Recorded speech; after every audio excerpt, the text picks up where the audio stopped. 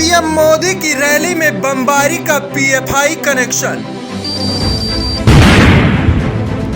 PM की पटना वाली rally में पीएफआई ने करवाए थे धमाके, जब पीएफआई की साजिश पर दहली थी बिहार की राजधानी।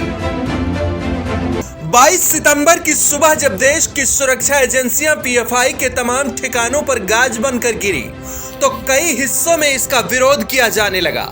लेकिन पीएफआई के बड़े बड़े मेंबर को गिरफ्तार किया गया तो कई ऐसे मंसूबों का पता चला जो देश के लिए बेहद खतरनाक होने वाला था। एनआईए के हत्थे चढ़े केरल से गिरफ्तार पीएफआई का मेंबर शफीक पैठ ने पूछताछ के दौरान जो खुलासा किया, उसे सुनकर देश की बड़ी बड़ी सुरक्षा एजेंसियों के होश उड़ जाएंगे। पीएफआई पर बैन और उस पर शिकंजा कसने की बातें देश में काफी दिनों से चल रही थी। देश के भीतर कई ऐसी घटनाएं भी हो चुकी थीं, जिसका कनेक्शन पीएफआई से जोड़कर देखा जा रहा था। दिल्ली के शाहीन बाग से लेकर केरल तक पीएफआई के तार मिल रहे थे। सुरक्षा एजेंसियों से लेकर सरकार पीएफआई की हरकत पर नजर बनाए हुए थी। फिर एक दिन पीएम मोदी, गृह मंत्री अमित शाह और एनएसए अजित डोभाल की मजबूत तिकड़ी ने प्लान बनाया, जिसके बाद सुरक्षा एजेंसियों ने धावा बोलते हुए पीएफआई के कई ठिकानों से उसके मेंबर्स को उठा लिया। केरल से गिरफ्तार पीएफआई का सदस्य शफीक ने सुरक्षा एजेंसियों के सामने कबूल किया कि उसके निशाने पर प्रधानमंत्री मोदी की पटना वाली रैली थी। शरीफ के मुताबिक पीएफआई लीडर रैली के दौरान माहौल बिगाड़ना चाहते थे।